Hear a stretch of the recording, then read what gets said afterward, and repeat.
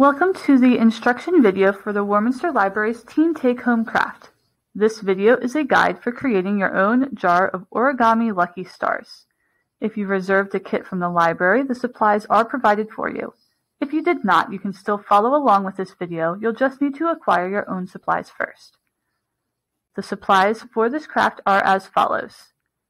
Strips of paper, 10 to 11 inches long and half an inch wide, and a clear jar. The paper can be any color, and you can use a larger jar from home if you would like. Before starting, consider the width of your strips of paper. You were provided half an inch strips, but if you would like to make smaller stars, you could trim them down to a quarter of an inch, or for larger stars, you could cut paper that is 3/4 of an inch wide. The first step to creating an origami star is to create the pentagon shape necessary to make a star with 5 sides. You're going to start by creating a knot in the end of your paper. So it's going to be like an overhand knot, like you are starting to tie your shoes. You want to make sure that it is near the end of the paper, not the middle. You want to make sure that the knot is as even as you can get it on all 5 sides. It can be a little tricky to get the paper even on all 5 sides at first, but once you get the hang of it, it comes a little easier. If you ended up folding your paper with too long of a piece sticking out on the shorter end, you can just tear it and then tuck it in to the pentagon that you've created. So once you have made sure that the knot is about equal on all 5 sides and it is pressed flat and you've tucked it in, you should now have a pentagon, and then sticking out of the pentagon, a longer strip of paper. The next step is to start wrapping the long strip of paper around the pentagon that you've created, following the folds and the lines of the shape, and then tucking it in at the end.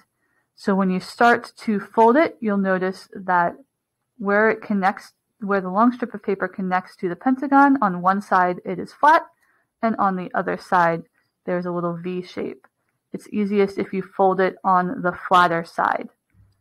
So as you fold the paper, it should naturally follow the lines of the pentagon. If it doesn't follow exactly, you can guide it if you need to. You want to make sure that as you wrap the paper around, you do it tightly and neatly, because this will make forming your star easier. Once you get to the end and it's all wrapped around, you'll want to tuck it into the pentagon. If it's a little long, again, you can trim it a little bit and then tuck it in. Just make sure you don't trim it too short, or it will not tuck in neatly and you will have a star that might end up unraveling. The next step is the trickiest step, and this is puffing in the sides to create the star. You'll want to press the tip of your finger to the middle of one of the sides of the pentagon, and then press it in perpendicular to the paper. You will want to make sure you keep your other fingers on the other sides, bracing it. You don't want to hold the middle of the pentagon. You want to kind of brace it against your fingers and hold it flat. And then you press in the one side, and you'll notice it kind of puffs up a little bit. And then you'll turn to the next side and do the same thing, pressing your finger in, and then turn and press. And you do this until all 5 sides are pressed in. And this can be a little tricky to do at first. And again, you don't want to make sure you're pressing in on the middle. And then you should end up with a star. One thing to keep in mind, so after you've created one star, some things to keep in mind is that it may not turn out well the first couple of tries. You can see I have a whole bunch of very messy stars that did not turn out neatly and that did not work. So if it doesn't work at first, don't get discouraged. Keep trying again. Eventually, you will be able to create a whole jar of stars. So you can also fill the jar with paper cranes or paper butterflies, or if you know the movie Spirited Away, you can add little black pom-poms and create little soot sprites. You can also write messages on your strips of paper that you can read when you unwrap the star.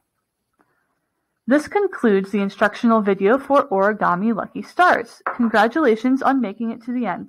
If you'd like, we'd love to see how your stars turned out. You can share a picture on social media and tag the library.